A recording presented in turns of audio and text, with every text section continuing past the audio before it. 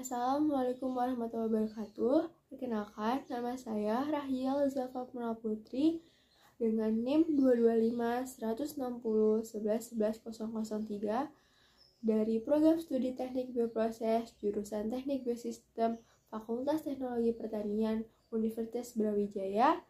Pada kali ini izinkan saya untuk memaparkan materi tentang syariat.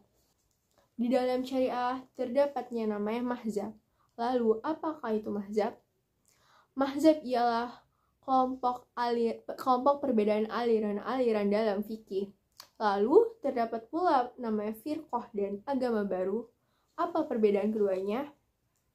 Firqah ialah kelompok perbedaan dalam akidah yang sifatnya tidak membuat seseorang tersebut mengeluarkan dia dari agamanya atau membuat agama baru. Sedangkan kalau agama baru, kelompok perbedaan akidah yang membuat seseorang itu keluar dari agamanya sendiri. Lalu di dalam mazhab terdapat beberapa jenis aliran, yaitu ada Hanafi, Syafi'i, Maliki, dan Hambali. Lalu bagaimanakah sejarah mazhab sendiri yang berasal dari fikih? Sejarah dari fikih sendiri itu terbagi dalam 3 masa, yaitu masa Rasulullah, masa sahabat, serta masa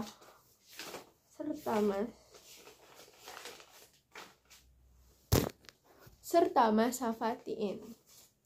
Bagaimanakah sejarah fikih pada masa Rasulullah? Perlu kita ketahui bahwa Muslim telah belajar fikih itu sejak Rasul diutus. Hal tersebut telah disampaikan dalam surat Al-Maidah ayat 67 dan An-Nahl ayat 44 yang mengatakan bahwa Rasul diutus untuk mengajari manusia termasuk fikih. Namun sebenarnya fikih tersebut diajarkan oleh Rasulullah itu sejak Rasulullah di Madinah. Karena saat di Mekah, Rasulullah itu lebih mengajarkan tentang akidah, dan saat itu Al-Quran tuh baru turun 2/3 bagiannya.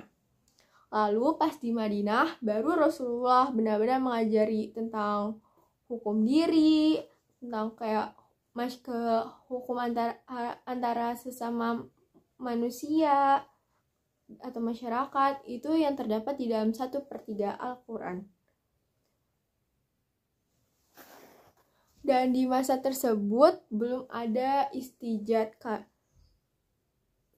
karena saat itu tuh istijad para sahabat Nabi tuh hanya sebatas pemahaman. Misalnya kayak Ali diutus jadi Qobi, atau Rasul itu merintahin Ali tuh buat kayak dengerin dulu pas lagi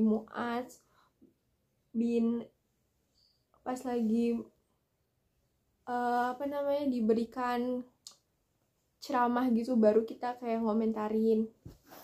Dan kalaupun waktu masa Rasulullah itu ada istijad, itu sifatnya bukan yang esensial gitu. Misalnya Rasul merintahin buat sholat kufairah itu dengan tujuan untuk memahami sifat-sifat dan memahami harfiah.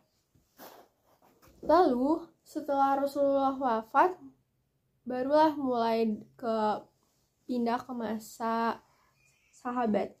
Nah, pada masa sahabat tersebut, saat ada masalah-masalah baru gitu yang muncul, para sahabat itu kayak memberikan fatwa hukum berdasarkan pemahamannya terhadap Al-Quran dan As-Sunnah.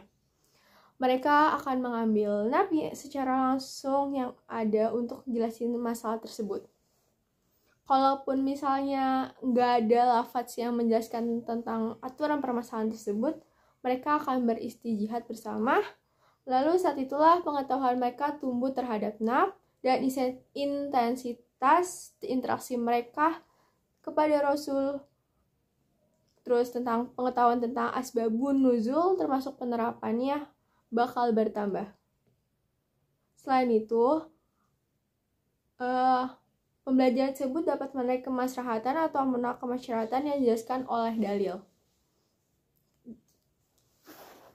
Hal tersebut terbukti dengan kisahnya ada seorang perempuan yang mempunyai anak, tapi dia mempunyai kekasih gelap. Terus saat perempuan tersebut ketahuan oleh anaknya bahwa dia lagi bersama kekasih gelapnya, anak perempuan tersebut membunuh anaknya. Setelah beberapa hari perempuan tersebut itu kan dia dibunuhnya bersama kekasih gelapnya, ngebunuh anaknya.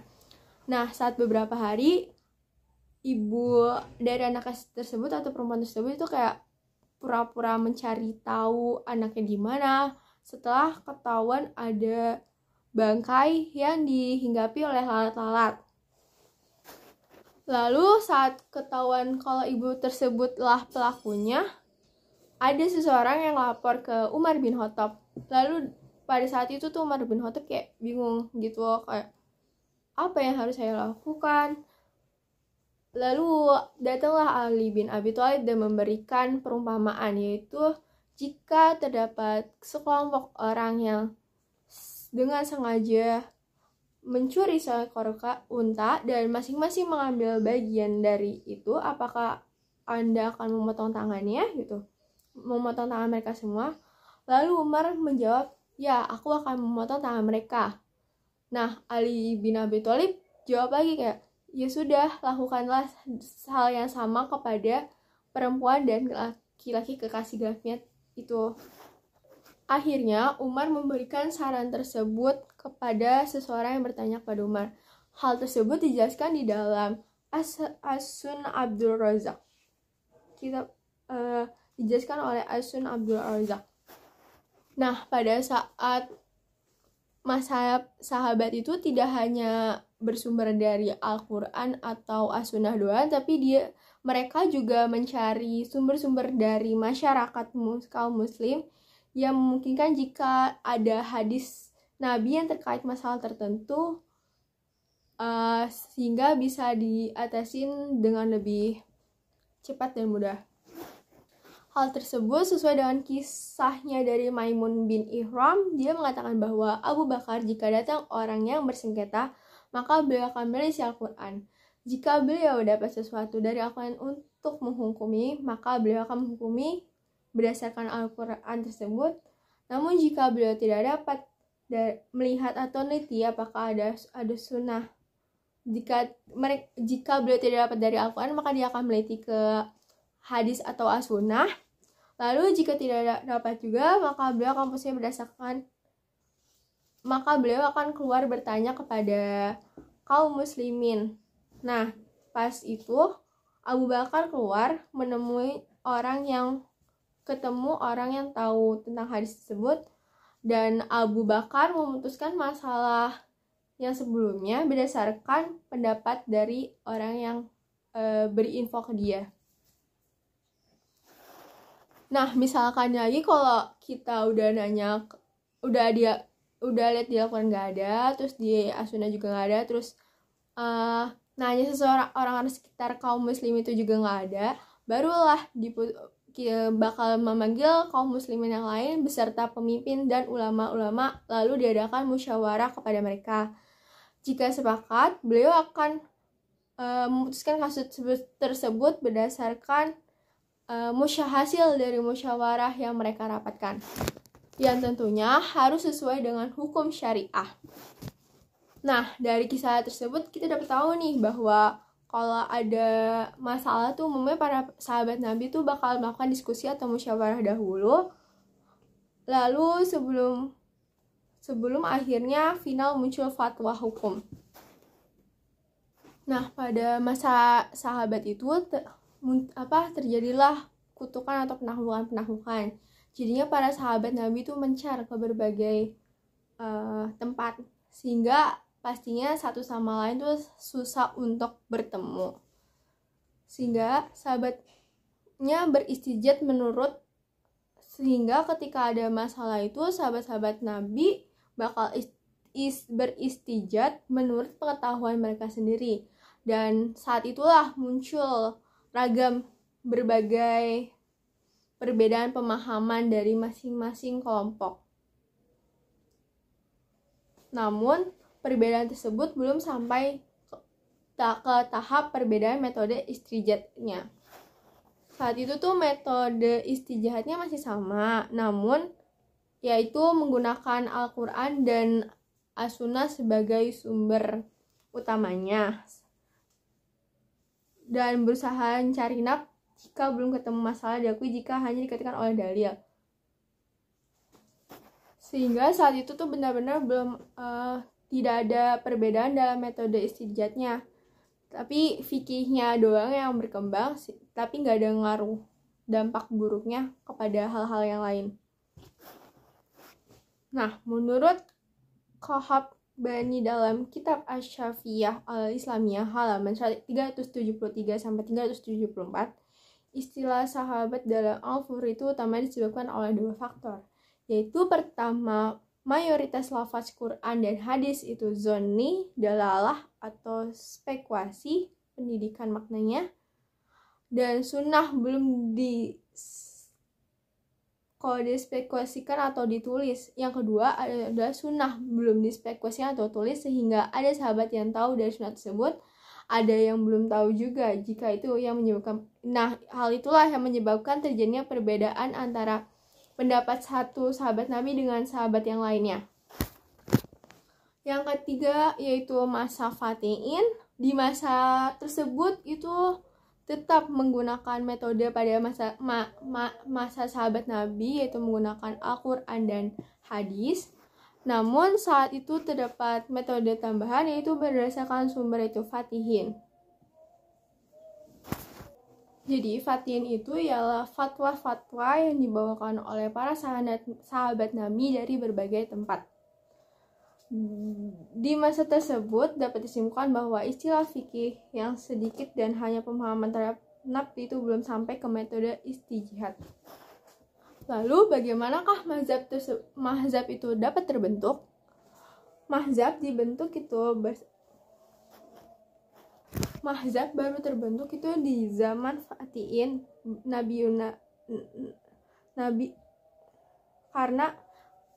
mazhab baru terbentuk itu di zaman Fatihin karena terdapat istilah bukan hanya perbedaan istilah hanya pada pemahamannya, tetapi dengan perbedaan dalam hal metode istijihadnya dan sumber-sumber yang dijadikan dalilnya. Nah, menurut An-Nabhani ada dua peristiwa yang menyebabkan adanya istilah fikih yang melahirkan mazhab. Yang pertama ada hikmah Luqman atau tragedi Luqman. Yang kedua ada muhazwarah atau perdebatan di kalangan ulama. Tragedi Luqman terbunuh, kemudian diikutannya oleh Muawiyah. Akhirnya perang antara dengan Muawiyah kemudian berakhirlah dengan adanya majelis taklim dari Masjid Taklim. Lalu muncullah partai-partai politik yang awalnya hanya untuk membahas fikih terkait khalifah dan muamalah, malah memperluas menjadi cabang-cabang fikih yang lainnya. Contohnya di zaman tersebut ada sekelompok orang yang tidak senang dengan politik Utsman dalam menjalankan khalifatnya. Kelompok itu juga tidak senang dengan Ali karena menerima Masjid Taklim, dan kelompok tersebut juga tidak senang dengan adanya Muawiyah karena merebut kekuasaan dengan senjata. Akhirnya dia tuh nggak mutusin untuk berpihak ke siapapun dan mereka mempunyai pendapat mereka sendiri. Dan mereka juga berpendapat bahwa khalifah itu mestinya disyariatkan oleh kaum muslimin yang murni karena keinginan mereka, bukan karena tuntutan atau paksaan dari siapapun. Mereka juga memahami bahwa taat kepada khalifah itu bukan suatu kewajiban dalam menjalankan batas-batas Al-Quran dan As-Sunnah. Kelompok ini juga tidak mau ambil hukum yang didasarkan hadis yang diriwayatkan Utsman Ali, Muawiyah, ataupun siapapun kalangan yang ada di kalangan sahabat Nabi. Yang kalangan sahabat Nabi yang mendukung kelompok di antara mereka. Mereka hanya mau mengambil pendapat dari ulama-ulama mereka dan orang-orang yang mereka ridhoi, dan mereka itu ialah Khawarij.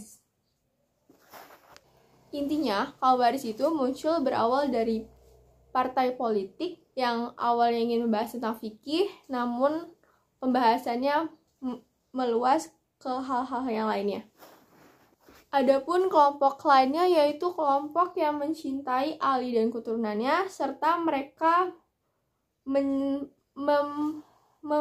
memprinsipkan bahwa yang berhak memegang kekhalifahan itu Ali dan keturunannya. Kelompok ini tuh seperti Khawarij, dia nolak tentang hadis-hadis dan fatwa yang muncul dari sahabat Nabi, dan hanya menerima hadis dari kalangan imam mereka. Dan kelompok tersebut disebut dengan fikih khusus atau biasa disebut Syiah.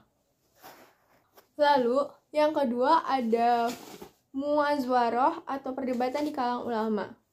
Perdebatan di kalangan ulama tuh yang terkenal tentang Rodiyah bin Abdurrahman dan Muhammad bin Syihab yang mengakibatkan banyaknya muqaha yang meninggalkan majlis Robi'ah, dan kemudian dikenal dengan Robi'ah Rohi. Di Kufah kan jadi ada perdebatan antara Ibrahim dengan Asy'ari, lalu muncul variasi metode istijihad pada pertengahan abad 2 Hijriah atau 1180 Hijriah. Saat itu, mazhab mulai semakin berkembang atau menonjol masing-masing dan mempunyai metode istijihad berdasarkan ulama mereka sendiri. Dan semakin lama pula metode istijihad tuh makin berbeda karena perbedaan yang menjangkau sumber-sumber dalil dan maknanya.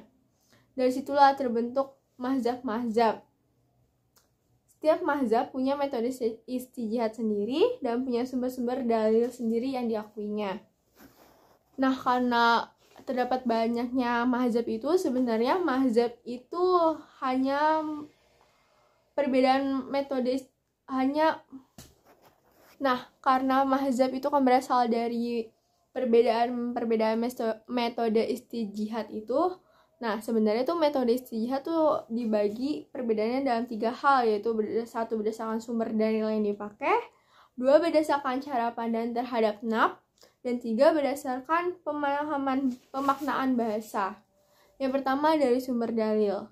Menurut An-Nazbani, terdapat 4 perkara yang menyebabkan adanya perbedaan sumber dalil. Yang pertama, perbedaan metode menentukan kevalidan as-sunnah dan standar mentartibkan as-sunnah atau hadis. Yang kedua, perbedaan sikap terhadap fatwa sahabat, seperti ada ulama-ulama yang menjadikan fatwa sahabat sebagai dalil, ada pula yang hanya dijadikan sebagai bahan pertimbangan. Yang ketiga, perbedaan sikap terhadap qiyah yang menerima ataupun menolak. Yang keempat, perbedaan terhadap sikap isma, yaitu menerima ijma sahabat, ahli bait ataupun Madinah ataupun kaum muslimin. Yang kedua, berdasarkan cara pandangnya terhadap nas.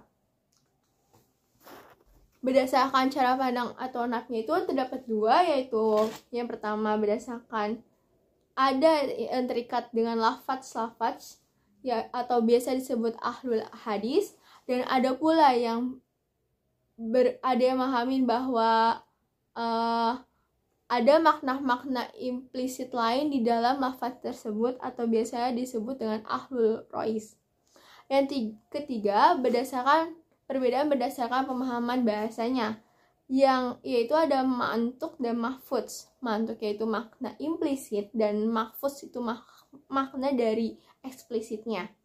Yaitu ada yang memahamin hukum asal perintah wajib, dan yang ada juga yang memahamin bahwa hanya sebagai qoli atau identitas. Nah, inti dari pembahasan mazhab kali ini bahwa ragam mazhab itu tidak berarti penyimpangan, karena ragam mazhab itu telah ada sejak zaman Nabi, sahabat Nabi.